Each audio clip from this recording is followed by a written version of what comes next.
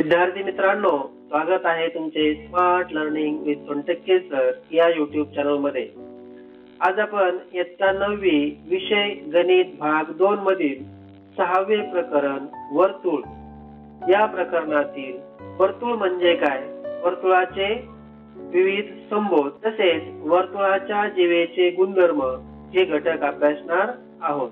चला तर मग आपण मागील इयत्तेमध्ये काय अभ्यासलेलं आहे ते थोडक्यात पाहू। वर्तुळ या आकृती संबंधीच्या केंद्र, जीवा, त्रिज्या, व्यास, वर्तुळाचा अंतर्भाग, वर्तुळाचा बाह्य भाग या संज्ञांचा चांगला अभ्यास केलेला आहे। आता आपण पाठ्यपुस्तकामध्ये सुरुवातीला एक कृती दिलेली आहे पहा। काय आहे कृती? शेजारच्या आकृतीमध्ये पी केंद्र असलेल्या वर्तुळाचे निरीक्षण करा। या आकृतीवरून खालील सारणी पूर्ण करा। आता या आकृतीमध्ये आपल्याला ही जी सारणी दिलेली आहे, मग या सारणीमध्ये खाली या ठिकाणी जीवा म्हटलेलं आहे। मग आकृतीमध्ये जीवा कोणती आहे? BC ही काय आहे? जीवा आहे।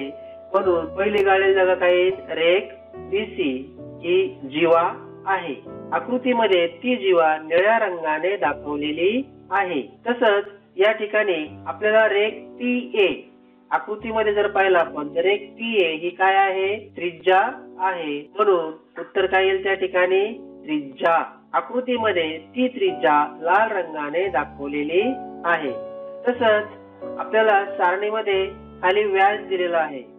व्यास म्हणजे काय तुम्हाला माहित आहे? वर्तुळाची सर्वात मोठी जीवा म्हणजे व्यास। मग आकृतीमध्ये जर पाहिलं तर CD ही काय आहे? वर्तुळाची सर्वात मोठी जीवा आहे। म्हणून उत्तर काय येईल? रेख CD किंवा रेख DC। तसंच आकृतीमध्ये परत एक त्रिज्या विचारलेली आहे पहा। या ठिकाणी आपण PA ही त्रिज्या लिहिलेली आहे, म्हणजे एक लिहिलेली आहे। उरलेल्या दोन PC आणि PD यापैकी तुम्ही कोणतंही एक उत्तर लिहिलं तरी चालेल। मग उत्तर काय येईल? रेख TC। आकृतीमध्ये आपल्याला पुढं केंद्र, मग या वर्तुळाचं केंद्र कोणतं आहे? बरोबर, केंद्र P। म्हणून उत्तर काय येईल? P हा बिंदू वर्तुळाचं काय आहे? केंद्र आहे। तसंच आकृतीमध्ये केंद्रीय कोण कोणतं आहे? कोण DPA। आणि पुढील जी शेवटची सारणी आहे त्यामध्ये कोण CPA काय आहे? आकृतीमध्ये पहा CPA हा सुद्धा काय आहे? केंद्रीय कोण आहे। यानंतर आपण वर्तुळ म्हणजे काय हे पाहणार आहोत पहा। प्रतलातील एका स्थिर बिंदूपासून समान अंतरावर असणाऱ्या सर्व बिंदूंच्या संचाला वर्तुळ असे म्हणतात। या ठिकाणी आकृती एक दाखवलेली आहे की जे काय आहे? प्रतल आहे। या प्रतलामध्ये O हा एक बिंदू दाखवलेला आहे आणि O या बिंदूपासून समान अंतरावर असणाऱ्या बिंदूच्या संचाला वर्तुळ असे म्हणतात। आकृतीमध्ये ते लाल रंगाने दाखवलेलं आहे। म्हणजे या ठिकाणी बिंदू O हा वर्तुळाचा काय आहे? केंद्रबिंदू आहे आणि हा जो बिंदूंचा संच आहे ते काय आहे? वर्तुळ आहे की जे वर्तुळ केंद्रापासून समान अंतरावर आहे। त्या स्थिर बिंदूला वर्तुळाचा केंद्रबिंदू किंवा वर्तुळ केंद्र असे म्हणतात। आकृतीमध्ये स्थिर बिंदू O हा वर्तुळ केंद्र आहे। आकृतीत तो निळ्या रंगाने दाखवलेला आहे। मग वर्तुळासंबंधी आपण काही संज्ञा पाहू पहा। त्यामध्ये पहिली आहे त्रिज्या। मग त्रिज्या म्हणजे काय? वर्तुळ केंद्र आणि वर्तुळावरील कोणताही बिंदू जोडणाऱ्या रेषाखंडाला वर्तुळाची त्रिज्या असे म्हणतात। आकृतीमध्ये A हा वर्तुळावरील कोणताही एक बिंदू आहे। बिंदू A आणि वर्तुळ केंद्र O यांना जोडणारा रेषाखंड म्हणजेच काय आहे? त्रिज्या आहे। म्हणून रेख OA ही काय आहे? त्रिज्या आहे। वर्तुळ केंद्र आणि वर्तुळाचा कोणताही बिंदू यामधील अंतराला ही वर्तुळाची त्रिज्या असे म्हणतात। आता समजा आपण दुसरा वर्तुळावरील कोणताही एक B बिंदू घेतला तर बिंदू B आणि वर्तुळ केंद्र O यामधील अंतराला वर्तुळाची त्रिज्या असे म्हणतात। म्हणून आकृतीमध्ये रेख OA आणि रेख OB या काय आहेत? वर्तुळाच्या त्रिज्या आहेत। यानंतर आपण जीवा म्हणजे काय हे अभ्यासू पहा. वर्तुळावरील कोणतेही दोन बिंदू जोडणाऱ्या रेषाखंडाला वर्तुळाची जीवा असे म्हणतात. म्हणजे आपण वर्तुळावर कोणतेही दोन बिंदू घेतले आणि त्या दोन बिंदूंना जोडणारी रेषा म्हणजे वर्तुळाची जीवा होय. आकृतीमध्ये ओ केंद्र असलेले एक वर्तुळ दाखवलेले आहे. तसंच वर्तुळावर ए हा कोणताही एक बिंदू आहे आणि दुसरा बिंदू बी हा आहे. तर या दोन बिंदूंना जोडणारी रेषा म्हणजेच रेख ए बी ही वर्तुळाची जीवा आहे. तसंच मी तिसरा एक बिंदू घेतला वर्तुळावर की जो आहे सी आणि बिंदू बी आणि सी जोडले तर रेख बी सी ही सुद्धा काय आहे वर्तुळाची जीवा आहे.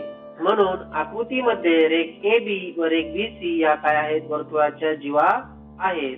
मग वर्तुळाचा व्यास म्हणजे काय ते आता आपण पाहू. वर्तुळ केंद्रातून जाणाऱ्या जीवेला त्या वर्तुळाचा व्यास असे म्हणतात.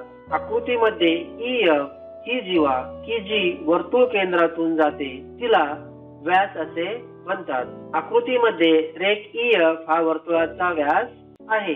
व्यास ही वर्तुळाची सर्वात मोठी जीवा असून त्रिज्येच्या दुप्पट असते. हे आपण मागील इयत्तेमध्ये अभ्यासलेलं आहे. यानंतर आपण प्रतलातील वर्तुळे म्हणजे काय ते अभ्यासणार आहोत पहा. त्यामध्ये सुरुवातीला आपण एकरूप वर्तुळ म्हणजे काय हे अभ्यासू. एकरूप किंवा समान त्रिज्या असलेल्या वर्तुळांना एकरूप वर्तुळे असे म्हणतात. आकृतीमध्ये केंद्र ए व केंद्र टी असलेली दोन वर्तुळे दाखवलेली आहेत. तसंच रेख ए बी व रेख ए क्यू या त्यांच्या काय आहेत त्रिज्या आहेत. पहिल्या आकृतीमध्ये रेख ए बी आणि दुसऱ्या आकृतीमध्ये रेख टी क्यू या त्यांच्या त्रिज्या दाखवलेल्या आहे की ज्या त्रिज्या काय आहेत एकरूप आहेत. रेख ए बी एकरूप रेख टी क्यू म्हणजेच या ठिकाणी आपण ही त्रिज्या ए बी आणि त्रिज्या पी क्यू यांची लांबी जर समान असेल त्या समान लांबीच्या असतील तर ती दोन वर्तुळे काय असतात एकरूप वर्तुळे असतात. एकरूप वर्तुळांच्या त्रिज्या समान असतात. एकरूप वर्तुळांच्या त्रिज्या समान असतात परंतु केंद्र काय असू शकतात भिन्न असू शकतात. म्हणून एकरूप वर्तुळांचे केंद्र भिन्न असू शकतात परंतु त्यांच्या त्रिज्या समान असतात. यानंतर आपण एककेंद्री वर्तुळे म्हणजे काय ते अभ्यासू पहा. ज्या वर्तुळांना एकच केंद्रबिंदू असतो त्या वर्तुळांना समकेंद्री किंवा एककेंद्री वर्तुळे असे म्हणतात. आकृतीमध्ये एक निळ्या रंगाचं वर्तुळ दाखवलेलं आहे की ज्याचा केंद्र O आहे आणि दुसरं छोटं पिवळ्या रंगाचं वर्तुळ दाखवलेलं आहे की ज्याचा केंद्र सुद्धा काय आहे O आहे. या ठिकाणी या दोन वर्तुळांचा केंद्र एकच आहे O परंतु त्यांच्या त्रिज्या कशा आहेत भिन्न आहेत. म्हणून ही दोन वर्तुळ जी आहेत ती कशी आहेत एककेंद्री वर्तुळे आहेत. आकृतीत एकच केंद्र असलेली एककेंद्री वर्तुळे आहेत. एककेंद्री वर्तुळांचे केंद्र एकच असते परंतु त्यांच्या त्रिज्या भिन्न असतात. यानंतर आपण छेदणारी वर्तुळे म्हणजे काय ते पाहू पहा. ज्या वर्तुळांना फक्त दोनच बिंदू सामायिक असतात त्या वर्तुळांना छेदणारी वर्तुळे असे म्हणतात. आकृतीमध्ये एक पी केंद्र असलेलं वर्तुळ दुसऱ्या वर्तुळाचे केंद्र Q आहे. ही दोन वर्तुळे परस्परांना या दोन बिंदूमध्ये छेदतात. त्या बिंदूंना आपण बिंदू A आणि बिंदू B अशी नावं देऊ. म्हणून आकृतीत बिंदू A व बिंदू B हे वर्तुळांना सामायिक बिंदू आहेत की जे आकृतीमध्ये निळ्या रंगाने दाखवलेले आहेत. म्हणून केंद्र P आणि केंद्र Q असलेली वर्तुळे छेदणारी वर्तुळे आहेत. दोन बिंदूत छेदणाऱ्या वर्तुळांचे केंद्र भिन्न असते तसेच त्यांच्या त्रिज्या देखील भिन्न असू शकतात. त्यानंतर आपण वर्तुळांच्या जीवेचे गुणधर्म अभ्यासणार आहोत की ज्यामध्ये सुरुवातीला आपण एक प्रमेय अभ्यासणार आहोत पहा. काय आहे मग प्रमेय. वर्तुळाच्या केंद्रातून जीवेवर काढलेला लंब जीवेला दुभागतो. विद्यार्थी मित्रांनो या ठिकाणी आपल्याला प्रमेयाचं एक विधान दिलेलं आहे. या विधानावरून आपण सुरुवातीला काय करणार आहोत आकृती काढणार आहोत. नेहमी प्रमेयाची सिद्धता लिहिताना सुरुवातीला आकृती काढणं आवश्यक असतं. म्हणून सुरुवातीला काय करू आपण, दिलेल्या विधानावरून आकृती काढू. काय म्हटलंय विधानामध्ये, वर्तुळाच्या केंद्रातून, म्हणून आपण एक ओ केंद्र असलेले वर्तुळ काढू की ज्यामध्ये जीवेवर काढलेला लंब, म्हणजे त्या वर्तुळामध्ये काय आहे, एक जीवा देखील आहे. आकृतीमध्ये आपण जीवा AB ही दाखवलेली आहे. म्हणजे दिलेल्या विधानावरून मी काय करतोय, आता आकृती काढतोय. तसंच आपल्याला काय सांगितलंय की जीवेवर काढलेला लंब, म्हणून कुठून काढायचा आहे तो, वर्तुळाच्या केंद्रातून. म्हणून आपण वर्तुळाच्या केंद्रातून जीवा AB ला लंब काढू की जो OP आहे. आता दिलेल्या विधानावरून काय केलंय, आपण आकृती काढली. आपल्याला काय सिद्ध करायचंय की हा OP हा लंब जो आहे तो जीवा AB ला दुभागतो. म्हणजेच AP बरोबर PB हे आपल्याला दाखवायचं आहे. चला तर मग आपण सुरुवातीला जे आकृतीमध्ये दिसतंय ते आपण पक्ष म्हणून लिहू. O केंद्र असलेल्या वर्तुळाची रेख AB ही जीवा आहे.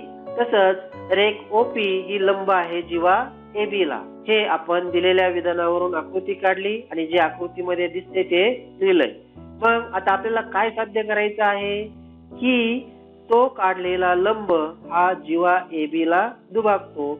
म्हणजेच रेख AP एकरूप रेख BP हे आपल्याला सिद्ध करायचं आहे. चला तर मग आपण याची काय करू, सिद्धता पाहू. सुरुवातीला आपण रेख OA व रेख OB काढू. आकृतीमध्ये त्या चॉकलेटी रंगाने दाखवलेल्या आहेत. आता आपल्याला दोन त्रिकोण मिळाले पहा आणि आपल्याला हे दोन त्रिकोण काय करायचे, एकरूप दाखवायचे. मग आपण आतापर्यंत जे शिकलेलो आहोत त्याचा उपयोग करून काही गृहीतक शिकलेलो आहोत, काही गुणधर्म शिकलेलो आहोत आणि काही प्रमेय शिकलेलो आहोत. त्याचा उपयोग करून आपल्याला हे दोन त्रिकोण एकरूप दाखवायचे. मग त्यांच्या संगत बाजू सुद्धा काय येतील, एकरूप येतील.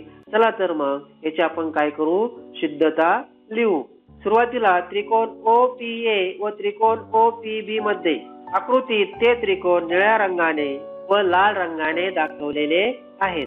मग या दोन त्रिकोणामध्ये सुरुवातीला कोण OPA एकरूप कोण OPB, आकृतीत ते दोन कोण पांढऱ्या रंगाने दाखवलेले आहेत. त्याला कारण काय येईल, रेख OP ही जीवा AB ला लंब आहे किंवा प्रत्येकी 90 अंश. तसंच रेख OP एकरूप रेख OP, आकृतीत ती रेख पिवळ्या रंगाने दाखवलेली आहे. ती दोन्ही त्रिकोणाची काय आहे, सामायिक बाजू आहे. म्हणून त्याला कारण काय येईल, सामायिक बाजू. आणि कर्ण OA एकरूप कर्ण OB, आकृतीत ते कर्ण लाल रंगाने दाखवलेले आहेत. त्याला कारण काय येईल, एकाच वर्तुळाच्या त्रिज्या. म्हणून त्रिकोण OPA एकरूप त्रिकोण OPB कोणत्या प्रमेयानुसार, बरोबर कर्णभुजा प्रमेयानुसार. आता आपल्याला माहिती, जर दोन त्रिकोण एकरूप असतील तर त्यांच्या संगत बाजू काय असतात, एकरूप असतात. म्हणून रेख AP एकरूप रेख BP, आकृतीत त्या काळ्या रंगाने दाखवलेल्या आहेत. त्याला कारण काय येईल, बरोबर एकरूप त्रिकोणाच्या संगत बाजू. यावरून प्रमेय सिद्ध झाले. कारण आपलं साध्य काय आहे, रेख AP एकरूप रेख BP. यानंतर आपण पुढील प्रमेय अभ्यासू. वर्तुळाचा केंद्र व जीवेचा मध्य यांना जोडणारा रेषाखंड जीवेस लंब असतो. आता हे जे प्रमेय आहे पहा, हे प्रमेय म्हणजेच अगोदरच्या प्रमेयाचा व्यत्यास. आता विधानामध्ये काय दिलंय, वर्तुळाचा केंद्र व जीवेचा मध्य. सुरुवातीला आपण या दोन शब्दावरून काय करू, आकृती काढण्याचा प्रयत्न करू. सुरुवातीला काय म्हणलंय, वर्तुळाचा केंद्र, म्हणून O केंद्र असलेलं एक वर्तुळ काढू. तसंच आपल्याला या ठिकाणी एक जीवा पण दिलेली आहे. म्हणून सुरुवातीला आपण एक जीवा AB ही देखील काढली आणि या जीवेचा मध्य म्हणजे जीवा AB चा काय करायचं, आपल्याला एक मध्यबिंदू घ्यायचा आहे. आकृतीत तो P ने दाखवलेला आहे. आता बिंदू P हा जीवा AB चा मध्यबिंदू आहे. म्हणून काय येईल, AP बरोबर PB. आणि आपल्याला काय सिद्ध करायचे आहे की वर्तुळाचा केंद्र आणि हा बिंदू जोडणारा रेषाखंड जीवेला काय असतो? लंब असतो, की जो आकृतीमध्ये निळ्या रंगाने दाखवलेला आहे. आता हे दिलेल्या माहितीवरून आपण काय केली? आकृती काढली. मग जे आकृतीमध्ये दिसतंय त्यावरून काय करू आपण? सुरुवातीला अक्ष लिहू. ओ केंद्र असलेल्या वर्तुळाची रेख AB ही काय आहे? जीवा आहे. तसंच जीवा AB चा P हा मध्यबिंदू आहे, म्हणजेच रेख AP एकरूप रेख TB. मग काय साध्य करायचंय आपल्याला? रेख OP लंब रेख AB. चला तर मग आपण याची काय करू? सिद्धता पाहू. आता सिद्धता पाहताना आपल्याला काय करावं लागेल? समजा आपण त्रिज्या काढली OA आणि OB, या दोन त्रिज्या काढल्या म्हणजे या तीनही बाजू कशा झाल्या? समान झाल्या दोन त्रिकोणांच्या. या ठिकाणी दोन त्रिकोण तयार होतील पहा या पद्धतीने, आणि ते बा कसोटीनुसार काय येतील? एकरूप येतील. जर दोन त्रिकोण एकरूप असतील तर त्यांचे संगत कोन सुद्धा काय असतात? एकरूप असतात. परंतु हे दोन संगत कोन कसे आहेत? रेषीय जोडीतील कोन आहेत, म्हणून त्यांची बेरीज किती येईल? 180 अंश येईल. 180 अंश आहे, परंतु हे दोन कसे आहेत? एकरूप आहेत, म्हणून एका कोनाचं माप किती येईल? 90 अंश. म्हणजेच रेख OP हा AB ला काय आहे? लंब आहे. चला तर मग याची सिद्धता कशी लिहायची ती आता आपण पाहू. सुरुवातीला रेख OA व रेख OB काढा. आकृतीत तो लाल रंगाने दाखवलेला आहे. मग त्रिकोण AOP व त्रिकोण BOP मध्ये आकृतीत ते दोन त्रिकोण पिवळ्या रंगाने व जांभळ्या रंगाने दाखवलेले आहेत. या दोन त्रिकोणामध्ये रेख OA एकरूप रेख OB आकृतीत त्या दोन बाजू दाखवलेल्या आहेत. त्या काय आहेत? वर्तुळाच्या त्रिज्या आहेत. त्याला कारण येईल एकाच वर्तुळाच्या त्रिज्या. तसंच रेख OP एकरूप रेख OP आकृतीत ती बाजू दाखवलेली आहे आणि ती दोन्ही त्रिकोणामध्ये कशी आहे? सामायिक आहे, म्हणून त्याला कारण येईल सामायिक बाजू. आणि रेख AP एकरूप रेख BP हे आपल्याला दिलेलं आहे, म्हणून त्याला कारण काय येईल? पक्ष. म्हणून त्रिकोण OPA एकरूप त्रिकोण OPB कोणत्या कसोटीनुसार? बरोबर, बा कसोटीनुसार. म्हणून कोण OPA एकरूप कोण OPB आकृतीत ते दोन कोन दाखवलेले आहेत. त्याला कारण येईल एकरूप त्रिकोणांचे संगत कोन, ज्याला आपण विधान क्रमांक 1 म्हणू. आता कोन OPA अधिक कोन OPB बरोबर 180 अंश. ते दोन कोन आकृतीमध्ये लाल रंगाने दाखवलेले आहेत. ते कसे आहेत? बरोबर, रेषीय जोडीतील कोन. म्हणून कोन OPB अधिक कोन OPB बरोबर 180 अंश.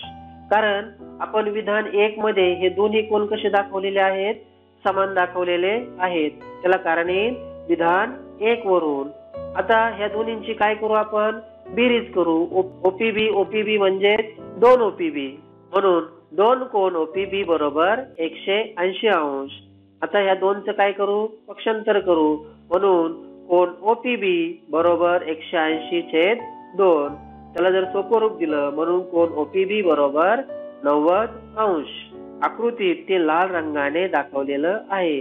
म्हणजेच काय? की रेख OP लंब रेख AB, म्हणून रेख OP लंब जीवा AB यावरून प्रमेय सिद्ध झाले.